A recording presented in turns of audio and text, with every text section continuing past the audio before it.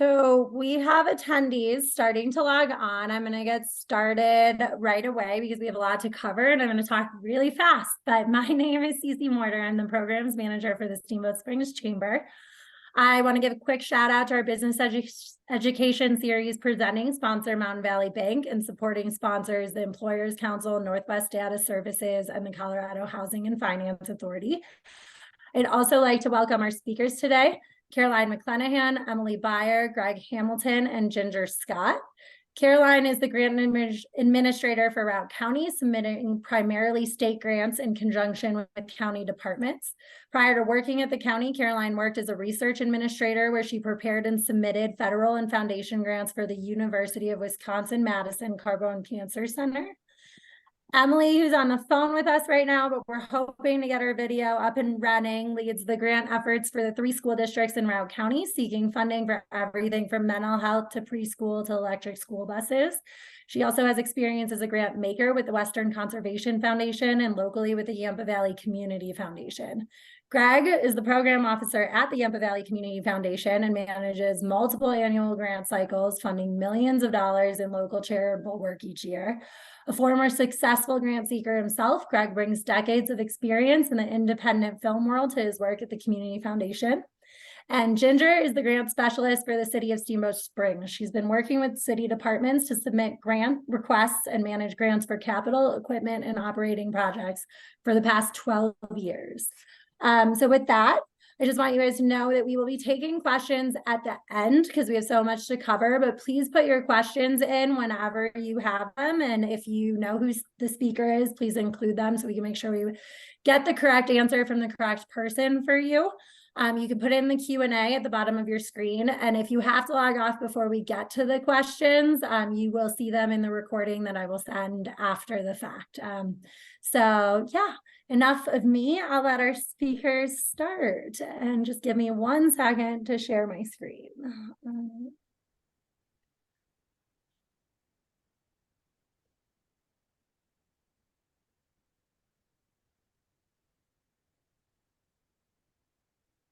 Okay. All right, there you go. Okay. Hi, everyone. I'm Ginger Scott. I work with grants for the city of Steamboat Springs, and I'm going to go ahead and start us off. Grants are a great way to help fund your organization. It can be a little intimidating, but it can be really worthwhile to help expand your programs or buy needed items to keep your organization running. So every grant application starts with a financial need and a grant opportunity. So a few things you want to look at are what are the needs of your organization, what are the grant opportunities, and finding the fit there. So some types of needs for your organization could be capital projects, which could include, for example, building construction, vehicles, or equipment. Operations funding, this is things like programs, staff, supplies, kind of ongoing things. And then there could be specific initiatives or projects. So that's like a one-time program or project with a distinct beginning and end. So I'm going to go over researching and selecting grants. So there's a few main sources for grant funding that include federal, state, local, and then private corporations and foundations. So all of these agencies and the specific grants have different rules on eligibility and varying areas of focus. You will want to look into their grant guidance to see if you're an eligible entity and if your project meets their mission and what they're trying to accomplish. If you aren't eligible, for instance, some granting agencies only give to local governments, there could be an opportunity to partner with your local city or county, but you do need to have that conversation early on just to make sure they're not already planning to apply for another project. So a lot of grants are awarded annually or multiple times a year. If there's a grant that you think really fits with your organization and what you're trying to accomplish, make sure you find out these deadlines and try and keep a calendar or spreadsheet of these opportunities. If it works for you, put reminders about grant deadlines in your Outlook calendar if you use Outlook. Another way to be notified of opportunities is a lot of times on the websites for these grants, they'll give you the ability to sign up for notifications regarding grant announcements. So you want to make sure to get on these lists to get the updated info on deadlines and upcoming things happening with grants. And then, as always, searching on the internet can yield some information on grant opportunities as well. So the next page, I just included some sites that have grant funding opportunities. And I know you can't click on these, but wanted to open up a couple of them. The first is the Office of Economic Development and International Trade, or OEDIT. They have funding opportunities for businesses, nonprofits, governments, and this site, this is a link to the directory for program and funding opportunities. You can narrow your search to a specific type of grant or whatever type of organization you are. And then I think there were some arts organizations that were attending today, so I wanted to show at OEDIT also has funding opportunities for arts, different programs on arts grants for, let's see, Colorado Creates grant, Arts and Society grants, and a couple more on that. We also have the Small Business Association, Department of Agriculture, and then the next one I wanted to just point out was the Department of Local Affairs, DOLA Community Funding Guide.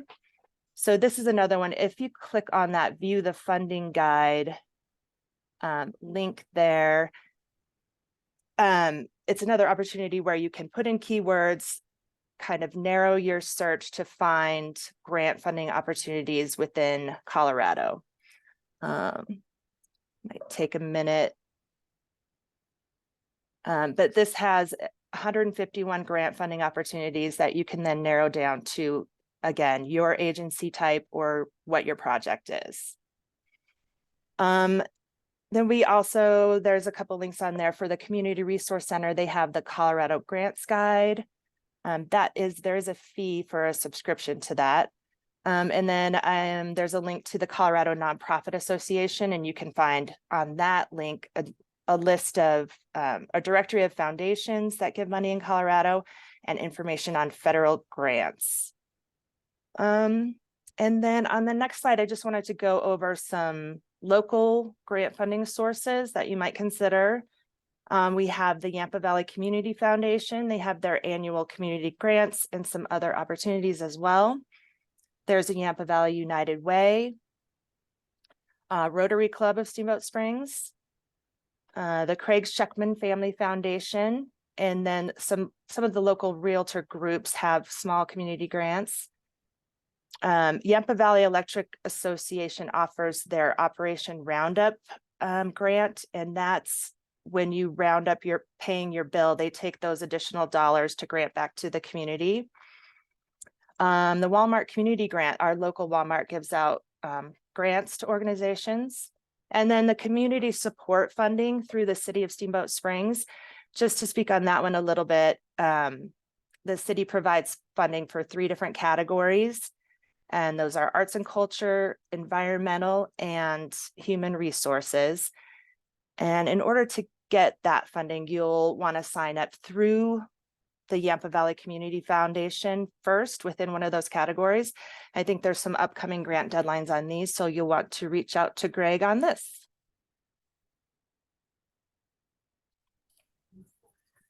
Awesome. Thank you, Ginger. Those deadlines, it's the 29th for human resources organizations to apply for community support funding. So just 3 days away for that one. The other 2, the Environmental and Arts and Culture Coalition, need to apply by October 15th. So reach out if you think you're eligible for those and don't have those on your radar. I also wanted to add, Ginger, you mentioned this awesome resource from CRC, the Colorado Grants Guide. There is a fee for using that. However, our wonderful local library, Bud Werner Library, makes that available totally free if you have a library card. So if you go to Bud Werner's website, click on the research tab, and in the middle there, there's a link for grants, nonprofits, and philanthropy. The top link on that is the Colorado Grants Guide from CRC. And with your library card, you can access that from anywhere, from home, and do some pretty awesome grant research. I bet you we'll explore that a little bit in the next session here. So I wanted to dive into a concept called trust-based philanthropy. I come to this as a former grant seeker, now grant maker. So when I was a grant seeker, I did have some success and a whole lot of rejections in my years chasing grants from the local level up to a state and federally funded grant. So I experienced firsthand a whole spectrum of grant making and grant makers. Now that I'm on the other side of the equation, I've learned that there's a long history of granting that honestly, for me, boils down to a power imbalance. The old power dynamic was about grantors holding the purse strings and expecting grant seekers to approach them like supplicants to a monarch. Sadly, there is still some reality to that, but there is a movement afoot to level out that imbalance. And so the term, one of the terms for this attempt to kind of balance things out is trust-based philanthropy. Those of us who are trying to practice this, we recognize that there's been bias in the history of the grant making. In the slide, the little cartoon here, we recognize now that we've been pretty bad at equity when we give out grants, and that power has been concentrated over on our side of the table as funders. And in general, in the history of grant making, we've lacked real relationships with the people who are receiving this money to do this all important work. So what some of us are trying to get wise to is that you, as the grant seekers and the nonprofits and the well-intentioned businesses and organizations out there, you know best about the work that you're doing. More and more funders like us here at the Community Foundation are trying to get out of the way so that you can do your best work. So some examples of trust-based philanthropy in action that I hope you're going to see on more and more of your applications would include simpler, shorter applications that require less of your time and effort. Many of us are reducing reporting. For instance, here at YVCF, our annual grant report asks only one question: what would you like us to know about your work over the last year? And we limit your answer to 1 or 2 pages so that it's just short and to the point. When we can, we grant money up front instead of doing a reimbursement later so that you don't have to front the money for this important work that you're doing. When we allow grantees to decide how best to use your funds, it's known as general operating or unrestricted grants. We try to do a lot of those here at the Community Foundation. And some funders are qualifying for grantees for multiple years of grants in a row without having to apply each year. So we've done that over the last 3 years here at YVCF as kind of an experiment, and that's another way to remove some barriers to funding. Not all those barriers are going to go away. As a grant maker, we are caretakers of money for the long haul. A lot of times it's strictly designated for a specific purpose. It's called donor intent. And there are aspects of our work that require us to conduct due diligence to make sure that your organization has good financial health, that it's going to be around in a year or two as these funds are being used. And it's up to us to assess the strength of your leadership, your vision for the future, things like that. So there's always going to be some form of due diligence and application and reporting.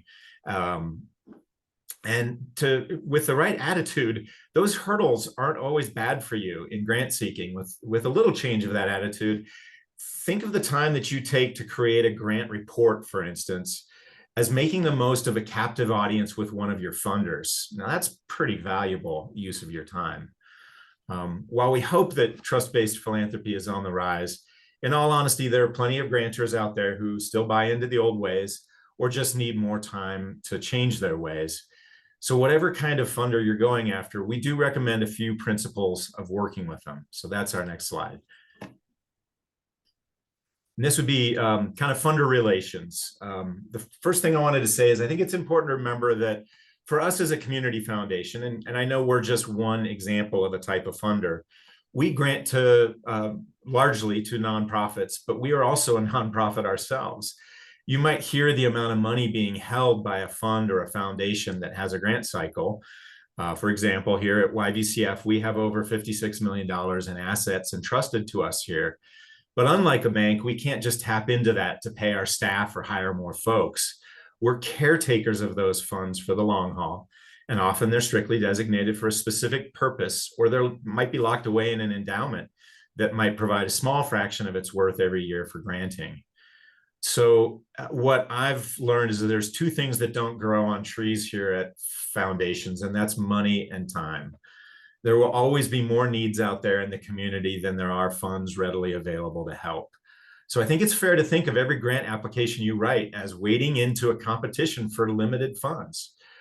The other thing that is always limited here is staff time. I love that I get to, in my job, be very generous with my time to help nonprofits, but there are certain strict timelines that we face.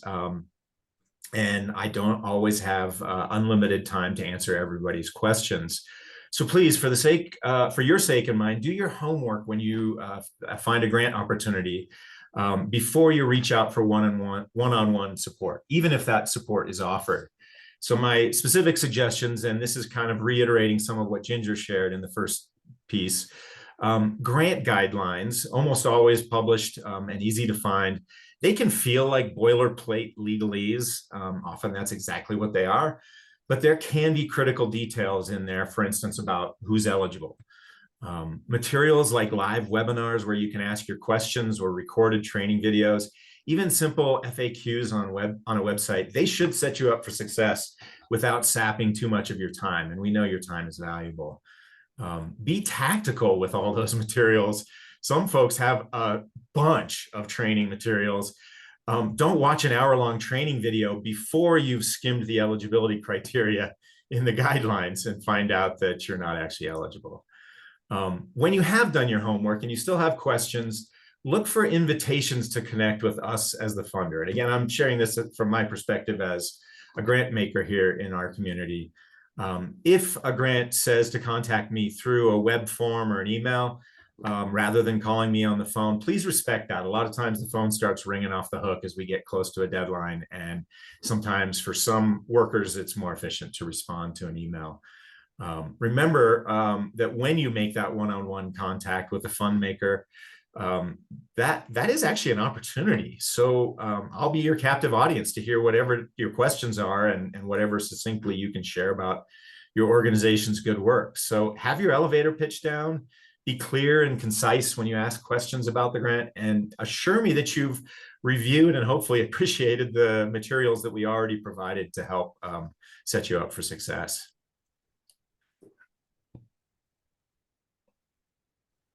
Hi, everyone. I'm Caroline McClenahan from Routt County. And hopefully I don't repeat too much of what has already been said, but I'm going to talk a little bit about applying to grants from the county's perspective. I just wanted to reiterate the importance of aligning projects with relevant opportunities and not stretching a project to fit the guidelines. Everyone is, going to be having different capacity limits. So you want to be mindful of your own time and really considerate of how to maximize your time and stay organized. Some of the things that I do to keep organized and on top of deadlines is calendar reminders, sticky notes. I mean, I have so many reminders to make sure I'm staying on track. I also try to forecast for future projects. Just knowing those deadlines that come up on a more routine basis, and then also deadlines for opportunities that maybe I haven't tried for in the past. While you're building your grant application, you may have other partners that you're engaging, whether at your organization or outside of your organization. So communication is really going to be key for a successful grant application. So what does that look like? Everyone is going to have a defined role as a part of the application. Meeting together at a regular increment will help build the application and make sure that the requirements and duties are satisfied for the application. and engage with other partners as needed. If you're working on an application and there's an area of expertise that you need to pull in, reach out to those partners. Usually people are more than willing to contribute.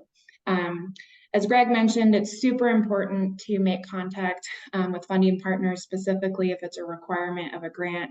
Use the funnels that they request to make that connection, but also don't be afraid to make the connection. You may not be successful with the first grant application, but in building that relationship, they can help you to identify future opportunities that align with your project. Let's see. When you have those meetings, show up prepared and ready to make the case for your project. You need to be well acquainted with the why and mission of your organization in addition to your project goals.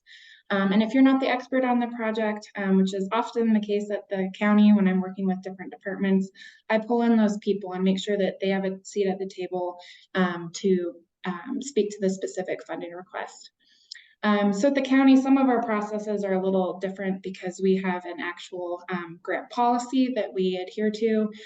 So every grant that is submitted has what we call a grant proponent. That is the person or department who takes ownership over the content of the project. The way that we break down reporting requirements just kind of depends on the capacity of the department. If there's someone within that department that is an expert who has the capacity, they are responsible for that reporting. Otherwise, I'm always available to help with that. In addition to the grant policy, we have our own internal review process. It runs through a grant review committee, which consists of our county manager, our county attorney, and our accounting director. And then all of the grants get presented to the Board of County Commissioners. Another way that you can show support is through letters of support. We do a lot of those for communities and other community members and other organizations within Routt County and beyond.